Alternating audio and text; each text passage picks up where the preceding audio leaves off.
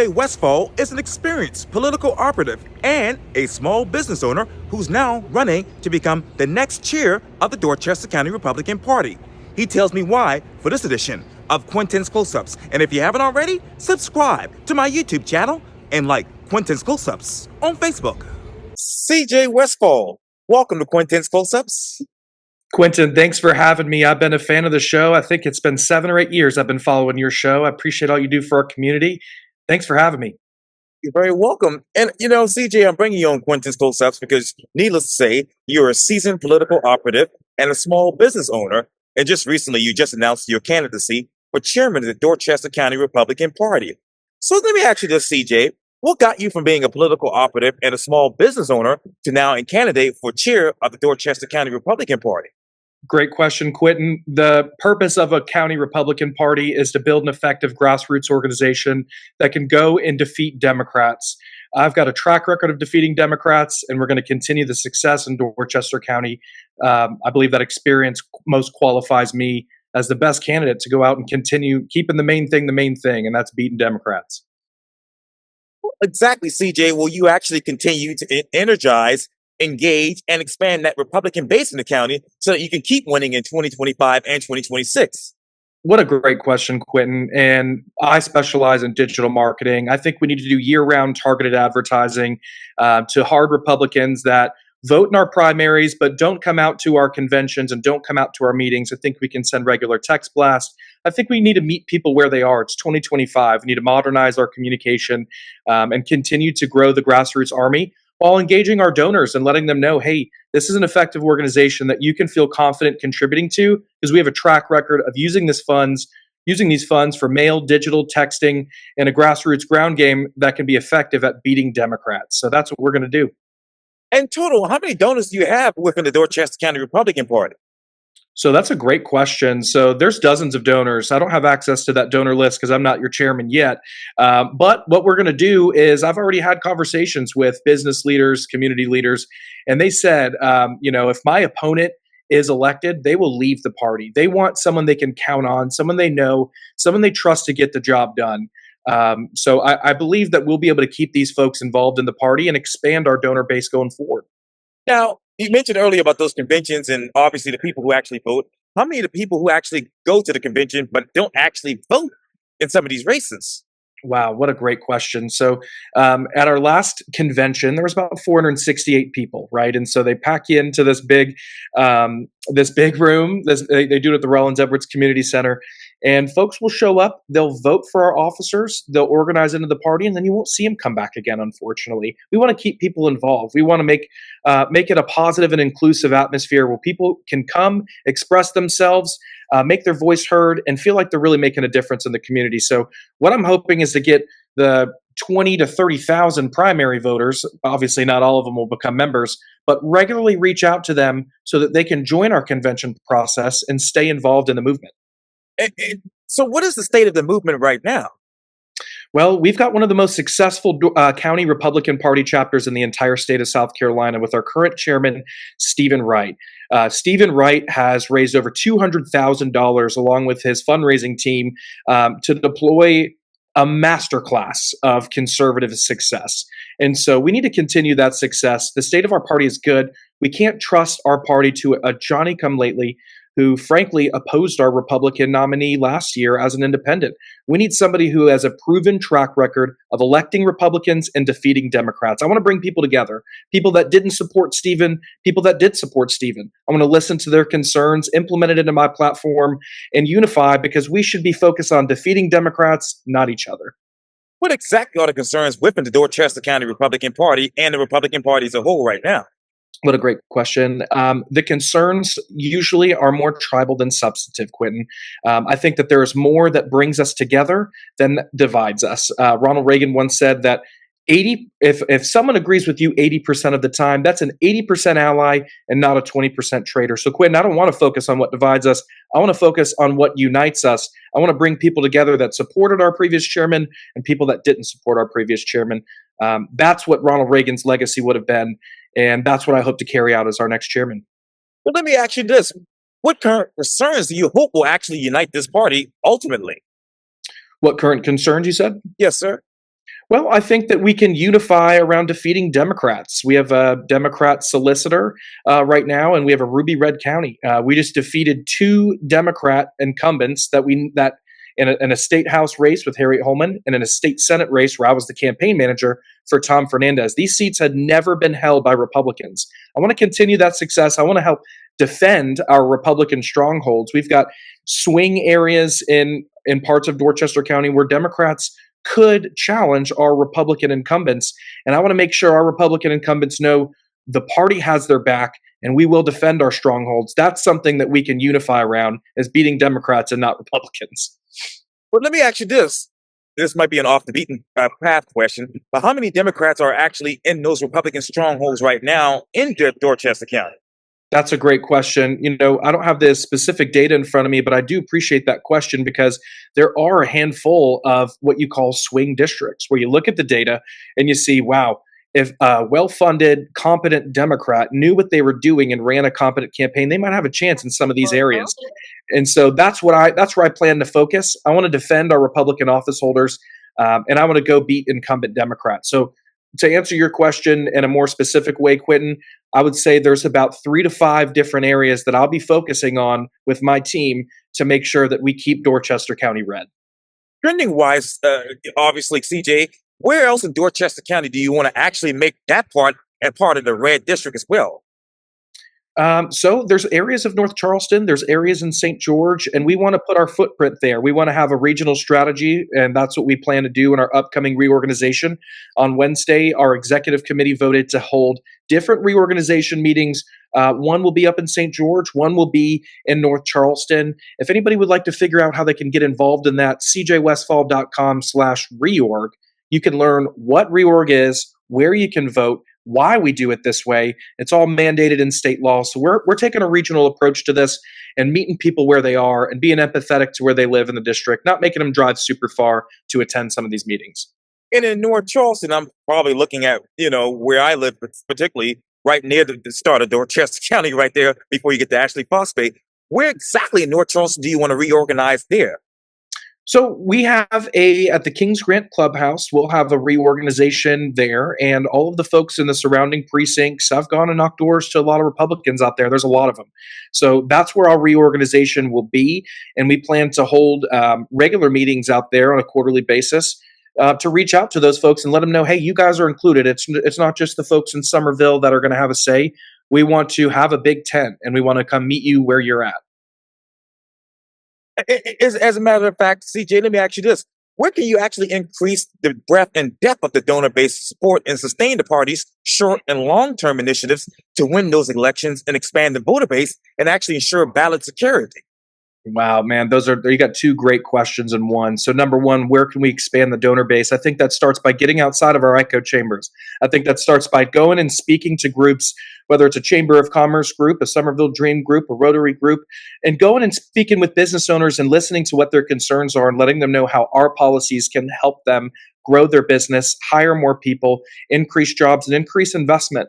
As far as ballot security, I'm going to continue to support our state legislators and what they've done to ensure election integrity. There's been a lot that's been done, and there's a lot more that could be done. So as a party chairman, it's not necessarily my role to get involved in that kind of legislation, but I'm going to continue to encourage and support our legislators and how they keep our elections safe. What recommendations do you have now for the state legislature when it comes to that in Berkeley, in Dorchester County? Well, we've got a really good election integrity bill that our state legislators passed that makes it easier to vote and harder to cheat. Some of the suggestions that I've seen revolve removing the in-person early voting. I'm open to that. I don't have a strong position on that. But what I do like is that we banned ballot harvesting in South Carolina. I think that there are measures that we could take to ensure that people feel that their elections are secure, are safe, their vote counts, and there's not an opportunity for Democrats to meddle in our election. So I'm going to continue to encourage and support our folks to do that.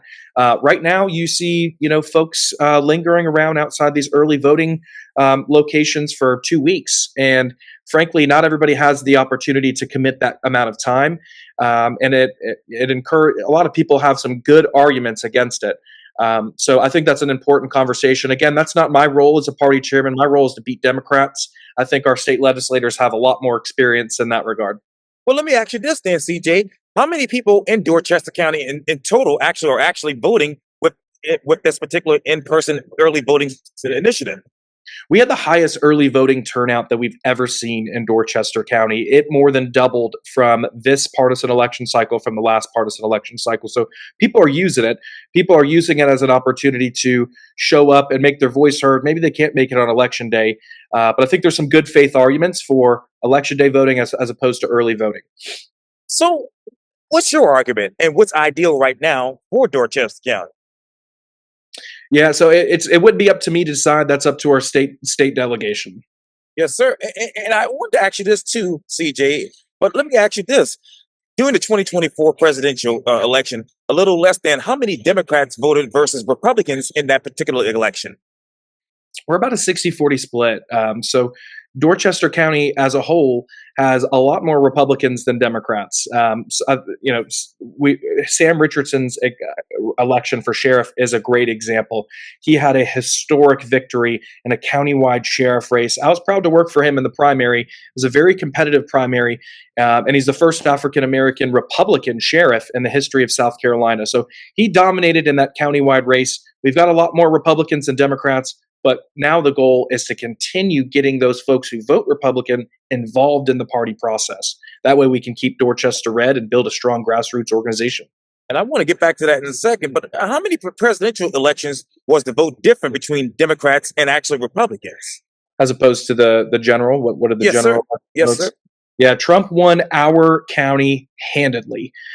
So that's something that we've got going for us. Unfortunately, in some of these down ballot races and these upcoming midterms, we feel that Democrats will be more motivated than ever. That's what happened the first time Trump won in 2016. Democrats came back really strong in 2018. So there are some Republican office holders down ballot that we're looking at that we want to protect, and we want to protect those gains. So Trump won Dorchester County handily, but that doesn't mean that we can be complacent. So, how many of those? Well, how many down vote elections are coming up, and where do you see that heading next? So there's a lot of contested ones that I believe will be coming up in 2026. Now, this year is not a partisan election year. This year, I'd like to focus on building trust in the community. I'd like to get us involved in more community service events, so that way people can see that Republicans are here, year round, every year, not just showing up in partisan election years asking for people's vote. But next year, we will have an entirely focused campaign plan with money raised to deploy mail, texting, digital, and a ground game to ensure that these swing areas are all protected, our Republican office holders are protected, and we're able to deliver a red county. So, how many people do you need right now, and how much money do you need to raise to get to that resource? Well, Stephen Wright and his recommended to his Ways and Means Committee a $55,000 plan Okay. in May. So they voted on this way back in May. They didn't wait to the last minute. They had great organization, great planning, and that's why we need somebody that has experience managing these large budgets to succeed him. So Stephen has done a great job at many things, but we can take it even further and continue the success. Where else do you want to take that further in your mind? Well, I think that I mentioned the community service element. I want to build trust. I want to have a positive face for our party. There's a number of different initiatives that I'd like to do outside of defeating these Democrats, because we're going to keep our foot on their necks, no doubt about it. But there's other things that we can do. One thing that is a big, important thing to me, I ran cross country in college. I still hold some school records for long distance running at my high school. And one thing I'd like to do is start a patriotic themed 5K. Whether it's July 4th or on another day where we celebrate patriotism, I'd like to raise money for local veterans charities. I think that there's other things that we can do to show that our party really does care about our community, not just when it comes to election season. That brings me to my next question, CJ. What demographic do you want to hit next that you all haven't really focused on? Wow, well, that's a really good question. What we want to reach out to is we want to reach out to people who might be considering our party and might be considering getting involved, but they're just on the fence. We know that the folks that are committed, that are on the hard right, we know that we can get them out, but we want to go change hearts and minds. We want to get people out and encourage them. It's okay to be a Republican. It's okay to be conservative. our ideas are the best, our ideas win. And when we execute our ideas, when we're governing, we have better results than what Democrats have to offer. So I'd like to see more millennials. I'd like to see more Gen X folks involved.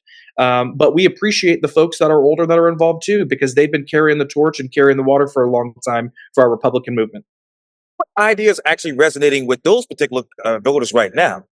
Now, that's a great question. So, during Tom Fernandez's state Senate campaign, where we flipped a state Senate district that had always been held blue, and we looked at the data, and it was still a blue district after redistricting, we went and made 25,000 voter contacts. We had over 100 volunteers. And when I was going door to door and when I was managing these phone bank nights, the main message that we focused on were pocketbook issues. With people dealing with inflation because of out of control DC spending, they want to see leaders that are going to focus on their pocketbook first. We didn't just talk to folks on the right; we talked to folks in the middle, and what we would call a swing voter, and we would let them know, hey, Tom's going to fight for your pocketbook. Tom's going to fight to lower your taxes. He's not going to support any increases to taxes. And I think that a pocketbook message, an economic message, an uplifting future message, I think that's what's going to resonate to working families. What will be that free feature message for those working families in Dorchester County?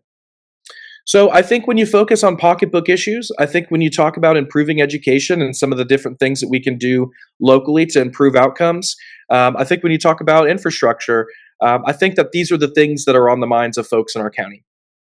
And speaking of the minds of the people in the community and in the county, let me ask you this. How many more voters did you all gain after redistricting? And how many of those people are still swing voters? How many voters did we gain in redistricting, Yes, or are sir. you speaking to a Yeah. different separate district? Yes, sir. Yeah. How many did you have after redistricting? And how many current voters are swing voters in your mind? So it's a pretty fluid number. We didn't gain any specific Okay. voters within Dorchester County as a result of the redistricting process. We gained voters when people moved here, essentially, and so there's a big amount of folks who are swing voters that might have voted Democrat that are now voting Republican, or vice versa. As long as we continue to put on a positive face and show that we have solutions to the problems that they're facing in their homes, we're going to continue to dominate. If we get focused if we lose our focus and get distracted with shiny objects and forget to keep the main thing, we could lose. I want to continue the success by focusing on what working families are worried about. I think they're worried about the roads. I think they're worried about their children's education. And most importantly, I think they're worried about their pocketbooks. And so we're going to continue to deliver a positive message and deliver solutions to those issues. Well, let me ask you this. How much has Dorchester County grown by since the last presidential election? A lot. So I'm not going to have a specific number for you on this, but I do appreciate these kind of questions. We're a growing county because the secret's out. Somerville and Dorchester County is a great place to live. So obviously that comes with its challenges, and our elected officials are working to balance those issues.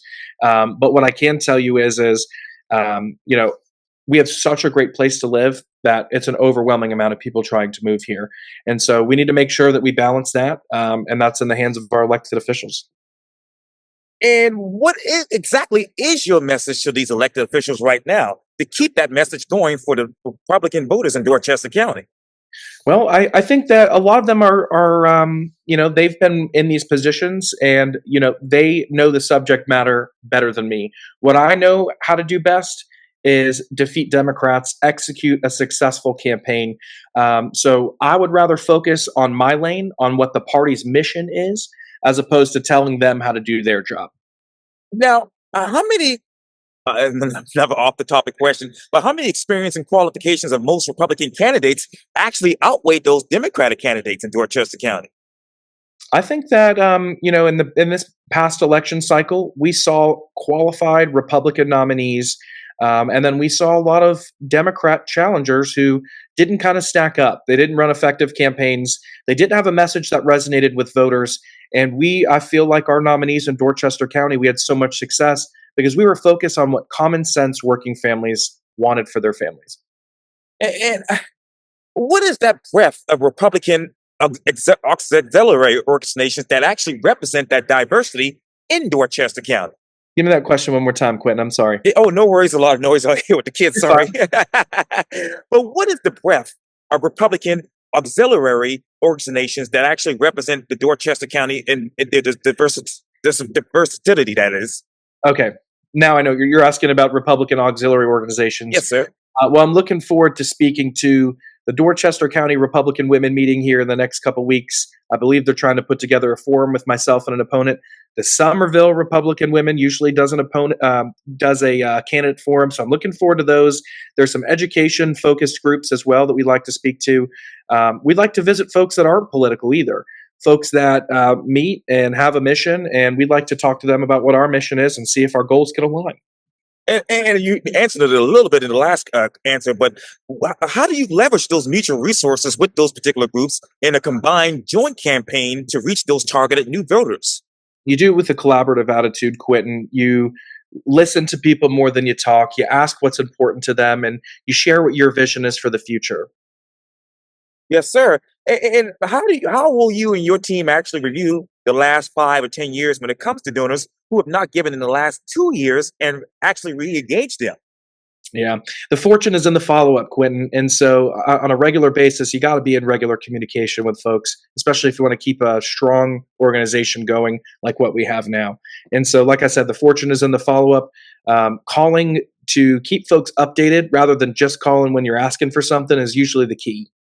Yeah, and how will you actually seek donations from out-of-state industry groups that have not historically been reached by the party? Out of state industry groups, is that what you said? Yes, sir. Well, typically, what a county Republican Party is doing is they're trying to find the business owners in the county that have a vested interest in, continuing the success in our county. So I'm going to go reach out to business owners here in Dorchester County, ask them what their concerns are and how we can support them. I don't, I don't foresee reaching out to any out-of-state industry folks for donations. And let me ask you this one last question. What is the state of the Republican Party as you know it right now? On a national stage or on Yes, a sir. Oh, yes, sir. well, on a national stage, President Trump just delivered a historic victory, and he did that with a big tent unifying approach. He couldn't have done it without reaching out to the middle. He couldn't have done it without Robert F. Kennedy supporters. He couldn't have done it without union workers in swing states. He couldn't have done it without opening his tent to people who might not agree with him on every issue. He did it, and he won a historic mandate because he was willing to open the tent and say, "Hey, come get on board with these ideas. Let's have our country win. Let's be successful together." And I think that what we've seen so far, I was just up in Washington D.C. to watch his inauguration and to support it. And man, people are in such a great positive mood on this agenda right now. We're seeing the nominees being confirmed right now through the Senate, and I'm so optimistic about the future. I think that that's the state of the Republican Party. The sky is the limit, and I'm hoping that President Trump can deliver our next golden era. And this era of American history will go down in history as the time where we changed course and went towards freedom as opposed to tyranny. CJ Westfall, thank you so much for your time. And again, welcome to Quintin's Close-Ups. Thank you for having me, Quintin, and thanks for all you do to keep our community informed. Oh, thank you greatly.